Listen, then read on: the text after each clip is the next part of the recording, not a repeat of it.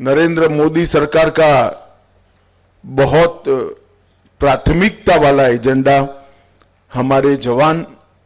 और उनके परिवारजनों की सभी प्रकार की सुविधाएं बढ़े और कष्ट कम हो, ये है। इसलिए हमने आयुष्मान सीएपीएफ, आवास योजना, आवास वेब पोर्टल, प्रधानमंत्री छात्रवृत्ति योजना, बहनों को भर्ती करते हैं उनके अच्छे रहने की व्यवस्था,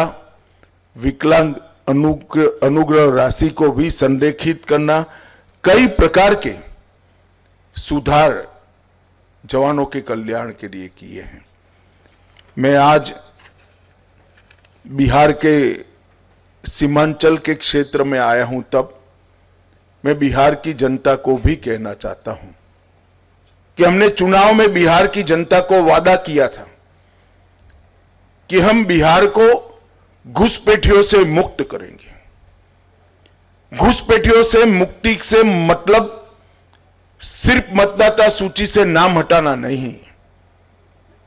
हम कृतनिश्चयी है कि एक एक घुसपैठिए को भारत की भूमि से चुन चुन कर भारत के बाहर भेजने का कार्यक्रम करेंगे। और भारतीय जनता पार्टी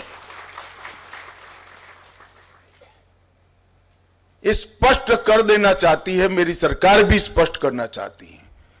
कि वादा चुनावी वादा नहीं है। नरेंद्र मोदी सरकार का यह दृढ़ संकल्प है कि पूरे देश को हम घुसपैठियों से मुक्त करेंगे और पूरे सीमांचल क्षेत्र में ये शुरुआत कुछ ही समय में होने जा रही है। मैं खुद चुनाव के वक्त 4 दिन सीमांचल में रहा था, हर जिले में गया हूं और ये वादा किया है जनता को कि हम पूरे सीमांचल को घुसपैठियों से मुक्त करेंगे। आमतौर पर नेताओं के वादे जनता को याद कराना पड़ता है, मगर आज मैं सीमांचल की जनता को मेरा वादा याद कराने आया हूं, क्योंकि मुझे सीमांचल की जनता का सहयोग चाहिए। घुसपैठिए सिर्फ हमारे चुनाव को प्रभावित नहीं करते हैं, गरीबों के राशन में भी वो हिस्सा ले जाते हैं, हमारी रोजगारी में भी हमारे युवाओं की सारी संभावनाओं को क्षीण करते हैं और इसके साथ साथ राष्ट्र की सुरक्षा के लिए भी एक घुसपैठिए बहुत बड़ा चैलेंज है। और अब समय आ गया है कि समूचे देश ने हर स्तर पर काम कर कर घुसपैठियों से देश को मुक्त कराने का एक अभियान हाथ में लेना पड़ेगा। यह 3 दिन में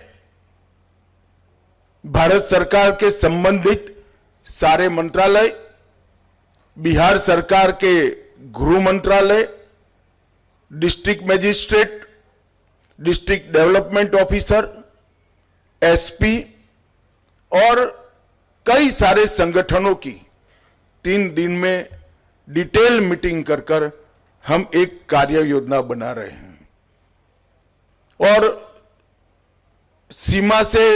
10 किलोमीटर के अंदर जितने भी अवैध अतिक्रमण हैं, वो सारे के सारे अतिक्रमण सबसे पहले ये अभियान के अंदर दूर कर दिए जाएंगे और घुसपैठिए को चिन्हित कर कर भारत के बाहर भेजने का कार्यक्रम भी हम यहां से शुरू करेंगे। जनसांख्यिकी का बदलाव किसी भी देश के लिए स्वस्थ समाज का निर्माण नहीं करता है। जनसांख्यिकी की स्वाभाविक वृद्धि, इसका स्वागत है, मगर अतिक्रमण से, घुसपैठ से जनसांख्यिकी का बदलाव किसी भी देश की संस्कृति, इतिहास और भूगोल तीनों के लिए बहुत खतरनाक होता है और हम इसको जानते हैं। इसीलिए सरकार ने निर्णय किया है कि उच्च स्तर पर जनसांख्यिकी परिवर्तन की उच्च स्तरीय समिति का घोषणा किया जाएगा और वो समिति न केवल सीमांत क्षेत्र पूरे देश के जनसांख्यिकी के परिवर्तनों को बहुत डिटेल बारीकी से अभ्यास करेगी और भारत सरकार को इस जनसांख्यिकी परिवर्तन को कुदरती बनाने के उपाय सुझाएगी।